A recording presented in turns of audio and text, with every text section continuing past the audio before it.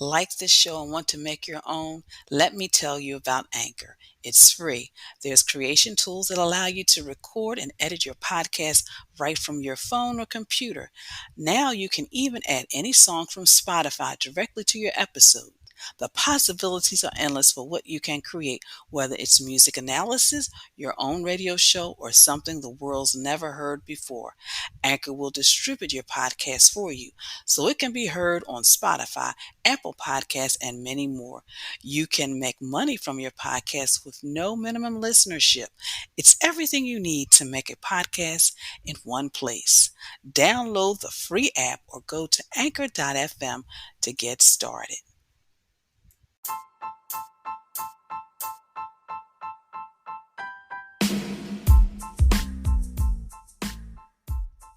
Hello, you're listening to Got Clutter, Get Organized, a podcast that focuses on helping you create space to attract more money, love, and happiness in your life. I am your host, Janet M. Taylor, and I want to say hello if you're a regular listener, and welcome if you're listening for the very first time. I hope you're having a great week. If you enjoy listening to this podcast, please leave a review so I can continue bringing you episodes each week.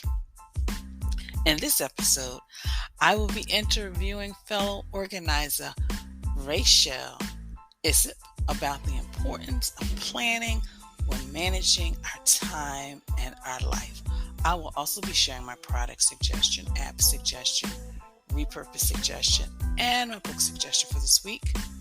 My question for you this week is, do you use a paper or a digital calendar? I would love to know. So, just a fact, if we waste just 1 hour a day doing something that is not adding long-term value to our life, that becomes 7 hours a week, 365 hours a year. So remember that. I'm going to read it one more time. If we waste just 1 hour a day doing something that is not adding long-term value to our life, that becomes 7 hours a week, 365 days a year. Rashelle Isip is a New York-based professional organizer and productivity consultant who helps people get organized so they can stress less, have more fun, and be happier at home and work. She has been featured in Good Housekeeping, Fast Company, Better Homes and Gardens, Business Insider, The Washington Post, and The Atlantic. She is the author of several books, including How to Be More Organized Right Now, 31 Ways to Get Organized in the New Year, and The Order Expert's Guide to Time Management, and How to Plan a Great Event in 60 Days. So, I'm going to tell you, as like I always tell you, get your pen, your pencil, your paper, your tablet, and take notes because Rashelle is going to be giving some wisdom nuggets. So sit back and listen to my interview with Rashelle.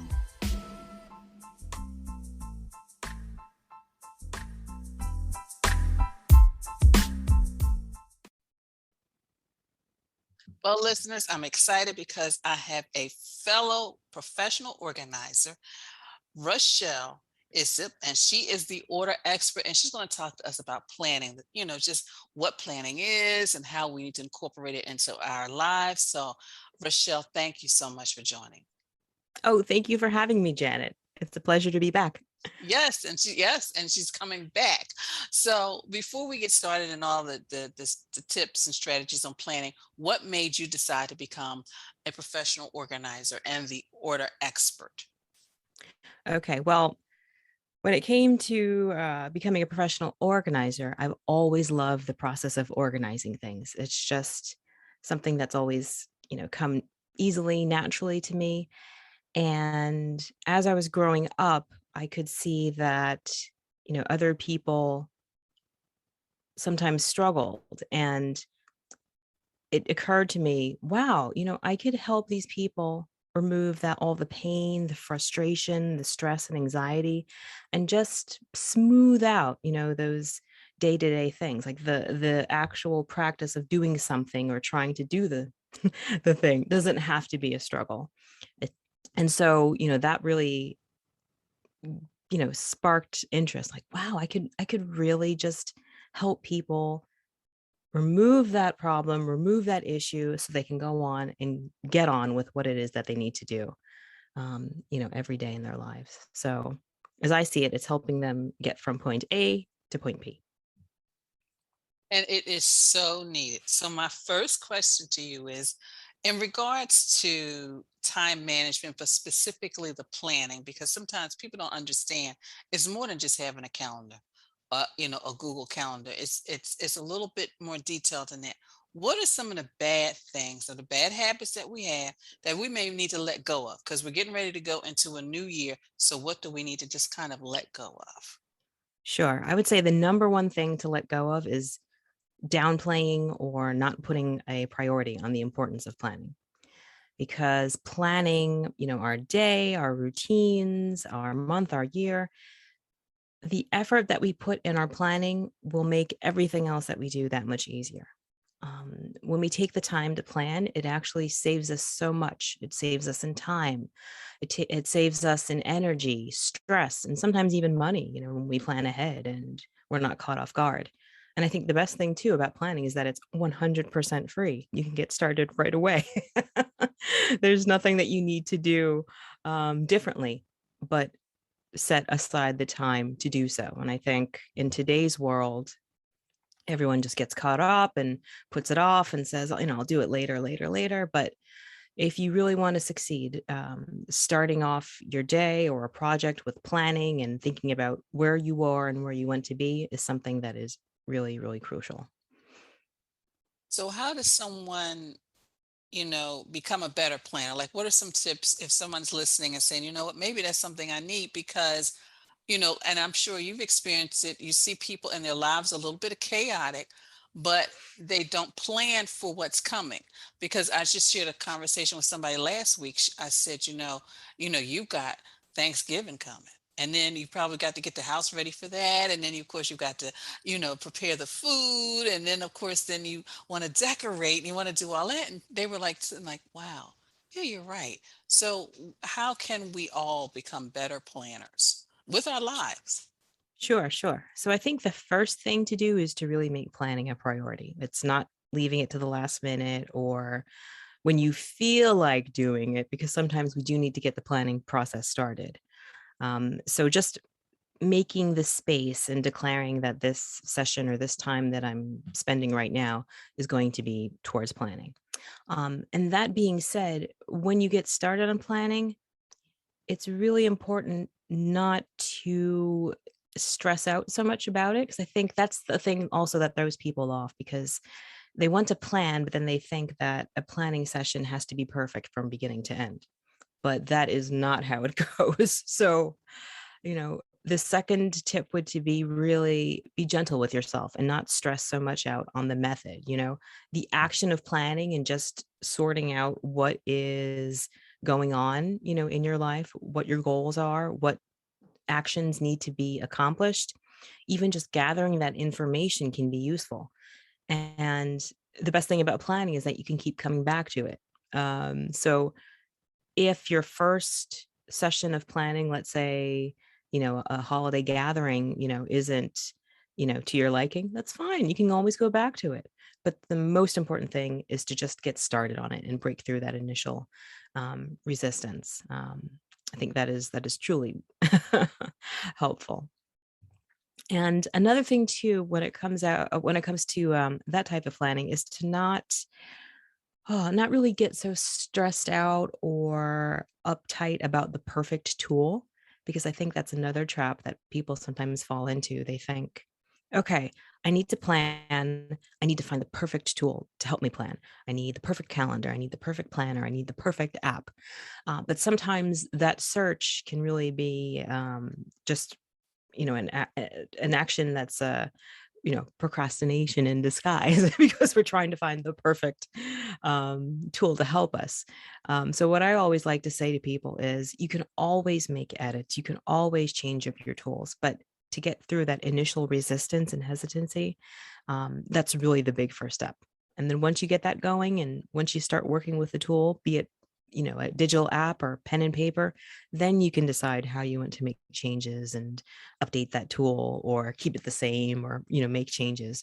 So, I think letting go of that pressure of it has to be the right tool, it has to be the right method, you know, just cut yourself some slack. Just basically do it. Like take that action to heart and set aside that time. Look through your notes, think about what you want to do, and just get started on the planning. I am so happy you talked about the tool because that was going to be my next question because people do stress over the tool. And like I shared with someone, when I was using the paper planner and I actually went back to it again, I was going through so many different versions because I had to figure out which one worked for me. And also the reason why I felt comfortable going back to a planner was because the reason I didn't want one years ago was like, I'm tired of carrying this big heavy thing around. But then I finally had a conversation with myself and said, wait a minute, Janet, you're working from home. You're not, and you have a digital calendar now.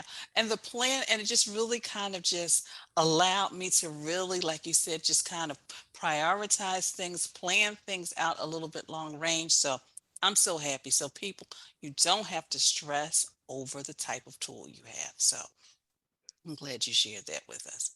So my last question is, how do you stay organized? I mean, because you're an organizer, but you also, you got family, you got commitments. How do you do it as the order expert? That's a great question. um, I think the number one thing is focused intention and really getting clear about what matters to me, what's important in my life, and then taking the actions that will make it so. I constantly have this type of conversation with people that I work with, and even people who read articles on my website about, well, what's the perfect way to be organized? What's the pinnacle? How do I get there? the the most important thing, I think, is being aware of what your goals are in your life and what it is that you want.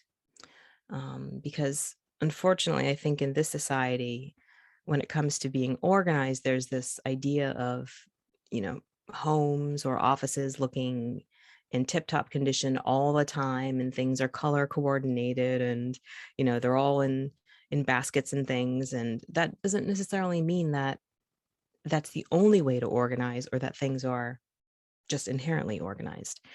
Because all of that organized space starts with a thought and an idea. So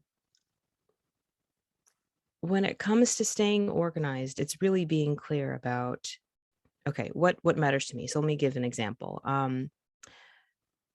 If I'm working, from home here, and I know that I need to, use my computer and, keep my paper, or physical files in order, I'll think about, well, how am I using these materials, and what would make it easy for me to either use those materials on a daily basis or find things in the future when I need them.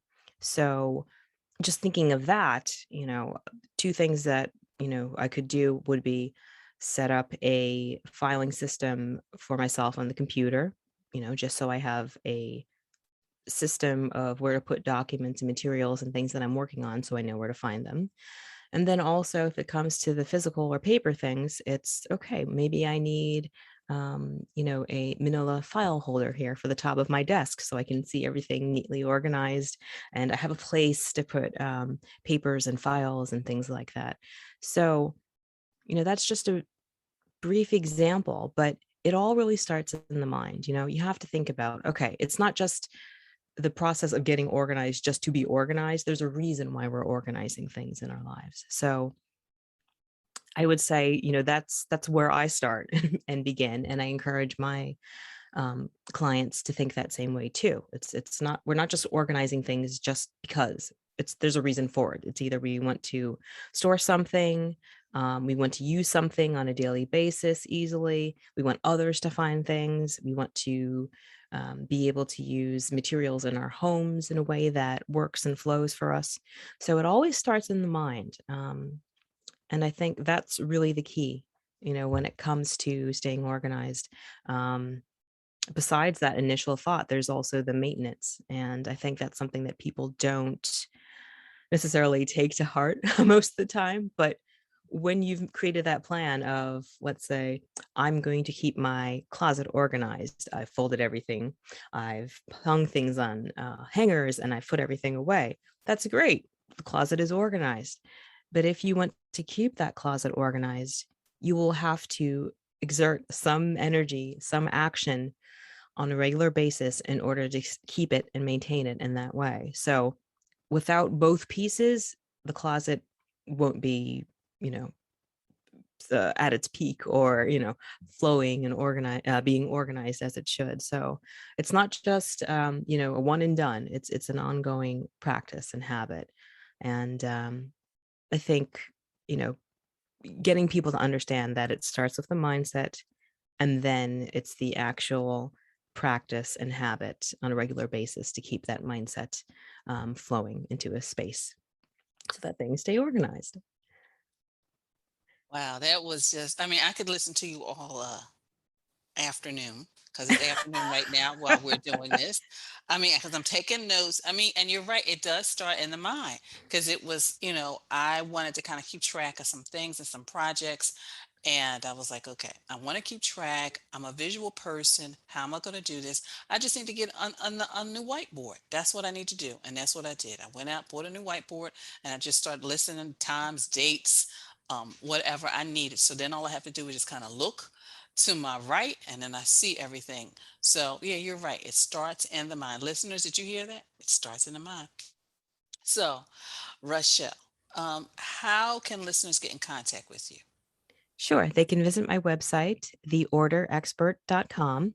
And I'm also on Facebook, Instagram, Twitter, Pinterest. You can use the Order Expert to find me. And when you do visit my website, I do have a guide called 10 Simple Ways to Make Your To-Do Lists More Effective. So I think that might be helpful for some people. A little bit of organizing tasks and planning and the act of planning. So yeah, everyone should check it out.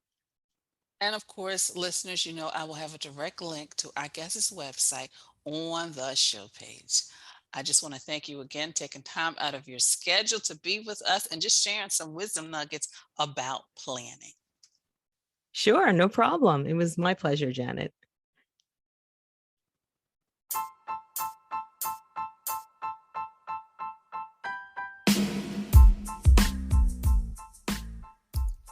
So, what nugget did you walk away with from Rashelle? I would love to know. So you can pop it, of course, below the link in social media, or you can always just tap the button on this page and actually leave me a voicemail message, which is the one thing I love about Anchor. So let's move on to Taylor's tip time in planning for life. Tip number 1, spend 15 minutes at the end of the day planning for the next day, because you know that saves you actually an hour the next day. Tip number 2, schedule time at the end of the week to plan for the next week. And that means like putting in your schedule what your work schedule is going to be, when you can do grocery shopping, when you can do laundry, all of those other things that you have to do.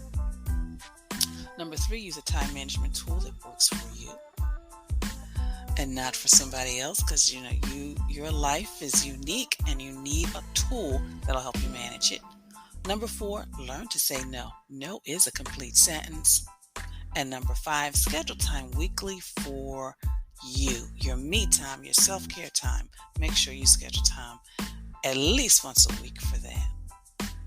Have you been working on getting organized and feel that you need someone to guide you from start to finish by providing you with details needed to clear the clutter and get organized? Let's talk so I can share how you can get back on track and get organized with my virtual sessions. Go to my contact page and schedule a free 15-minute session. And we offer a variety of virtual coaching plans to meet your needs. Or maybe you're feeling overwhelmed, like you can't manage work, your business, your life. Let me help you. I work with clients so they can manage their time to get things done without feeling stressed or burned out. Create a life so you can have time to do all that you want to do without feeling overwhelmed. Click the link in this show page. Well, of course, I want to take a moment to thank you. Thank you for following me on social media, for your likes, your retweets, for your sharing, for your comments. Please continue to follow me. Of course, you can always find me on Twitter, Facebook, and Instagram, as well as Pinterest. And check out my All About Time board on Pinterest. And of course, don't forget to check out my YouTube channel and subscribe as well. And ladies, if you are thinking of getting your life organized, don't get overwhelmed. Join my Facebook group, Living Life Totally Organized. It's a wonderful community of sharing. Women share different tips and strategies. Of course, they have a monthly Q&A with me. I provide them with strategies. I provide them with challenges. And it's a wonderful community of support of people who are on their journey to living that life that is organized. So join today. And do you know what time it is? I'm going to wait for you to do. You're probably doing a little dance. You may be a little chant, but it is Toss It Tuesday. And it's time to review and toss those old calendars. It's time. You know, there's no reason for you to have a calendar from 1998 unless there's one specific thing on one specific page. But it's time to let go.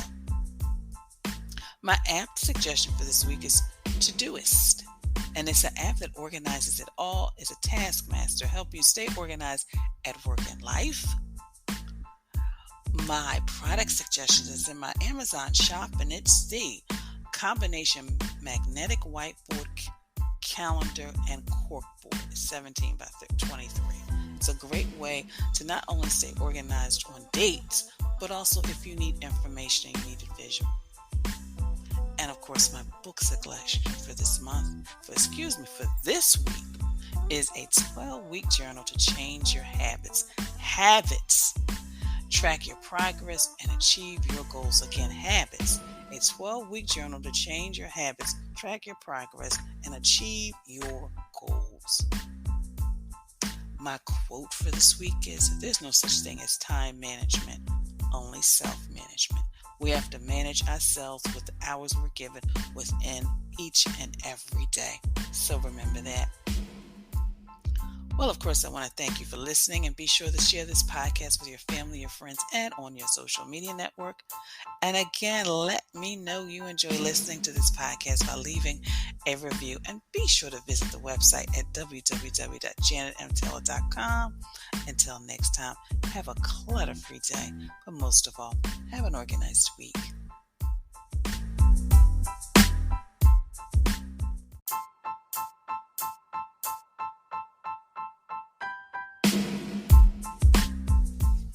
Organization is a quintessential element of a clutter-free life.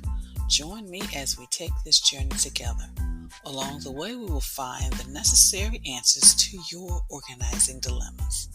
My name is Janet M. Taylor, and you are listening to Got Clutter, Get Organized.